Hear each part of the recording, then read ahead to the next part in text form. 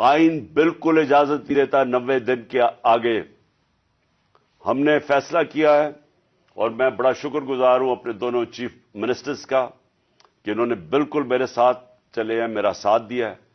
ہم نے فیصلہ یہ کیا ہے کہ ہم اگلے جمعے کو, آج ہے ہفتہ, اگلے جمعے کو ہم دونوں پختونخوا کی اسمبلی ڈیزالو کر دیں گے اور پنجاب کی اسمبلی ڈیزالو کر دیں گے, اور اس کے بعد ہم الیکشن کی تیاری کریں گے. اور اس کے بعد ہماری جو 123 سیٹیں ہیں اس وقت نیشنل اسمبلی میں, ہم وہاں جا کے نیشنل اسمبلی میں جا کے اسپیکر کے سامنے ہم کھڑے ہو کے کہیں گے کہ ہمارے ریزگنیشن ایکسپٹ کرو. یہ ڈرامے نہ کرو کہ چن چن کے 8 جو انہوں نے پہلے ہمارے ساتھ کیا تھا, انہوں نے بجائے ہمارے باقی ریزگنیشن ایکسپٹ کرنے کے, انہوں نے 8 سیٹیں چنی. یہ جو بڑا کرپٹ یعنی مورلی کرپٹ الیکشن کمیشن ہے, اس نے نواز شریف کے ساتھ بیٹھ کے 8 سیٹیں چنی جو ہماری سب سے کمزور سیٹیں تھیں, جن میں بڑی کم مارجن سے ہم جیتے تھے, اور جدھر پی ڈی ایم کا ووٹ دگنا تھا ہمارے سے اس الیکشن کے اندر.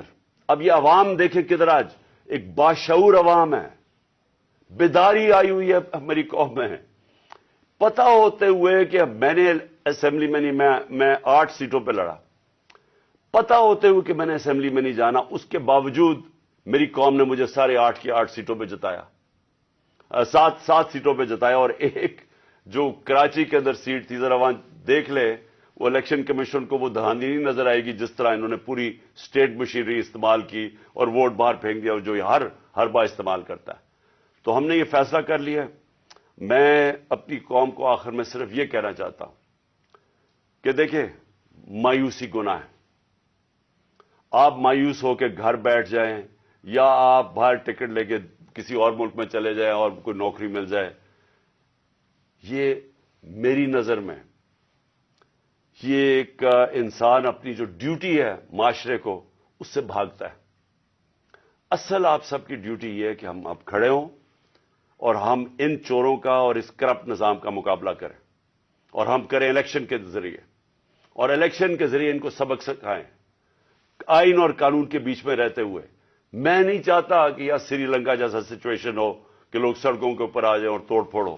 میں چاہتا ہوں کہ ہم الیکشن کے ذریعے ان کو شکست دیں, اور ان کو ایسی شکست دیں کہ یہ ہمیشہ کے لیے ان چوروں کا نام و نشان یہاں سے چلا جائے. اور وہ تب ہوگا جب آپ سب اس کو اپنی ذمہ داری لے کے نکلیں گے. اور میں آپ کو آخر میں یہ کہنا چاہتا ہوں کہ مایوسی جو ہے, میں 3.5 سال گورنمنٹ میں رہا, اس کے باوجود کہ بینکرپٹ گورنمنٹ میں لی, اس کے باوجود کہ ہمارے پاس تجربہ ہی نہیں تھا بالکل. ہم پہلی دفعہ گورنمنٹ میں آئے تھے, ایک کے بعد دوسرا کرائسس تھا. صدی میں ایک دفعہ کرونا جیسا کرائسس آتا ہے, وہ اوپر سے آ گیا, 2 سال وہ رہا. اس کے باوجود پاکستان میں کسی گورنمنٹ نے, جس طرح میں نے کہا کہ جو ملٹری ڈکٹیٹرز کو تو امریکن ڈالرز ملے, ہمیں تو کوئی ڈالرز نہیں ملے. سب سے بہترین ہماری اکنامک پرفارمنس تھی. اس سب کے باوجود اب ہم سمجھ گئے ہیں, مجھے تیسرے اور چوتھے سال میں پوری سمجھ آ گئی کہ یہ گورنمنٹ چلتی کیسے ہے. میں آخر میں صرف آپ کو یہ کہنا چاہتا ہوں, مایوس نہ ہوں. ملک یہ تب اب اٹھے گا جب بڑے اور مشکل فیصلے ہوں گے. یہ مشکل فیصلے ان کے نہیں کہ قیمتیں بڑھاتے جاؤ اور کہو جی مشکل فیصلہ ہے.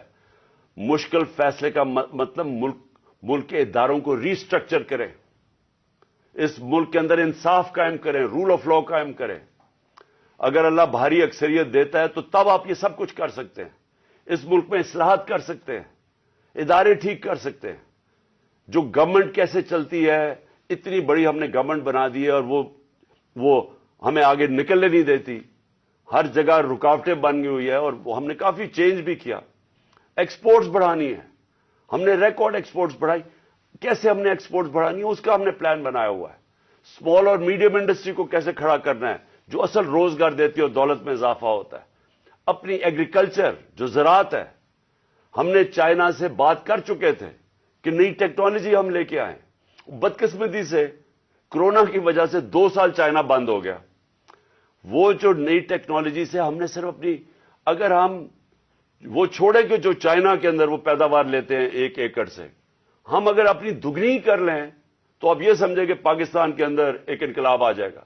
میں آخر میں یہ کہنا چاہتا ہوں کہ کوئی مایوس ہونے کی کوئی ضرورت نہیں ہے۔ یہ ٹورزم میں ہی ہم اتنا پیسہ بنا سکتے ہیں، اور وہ بھی بدقسمتی سے کورونا کی وجہ سے ٹورزم ساری دنیا میں بند ہوگی۔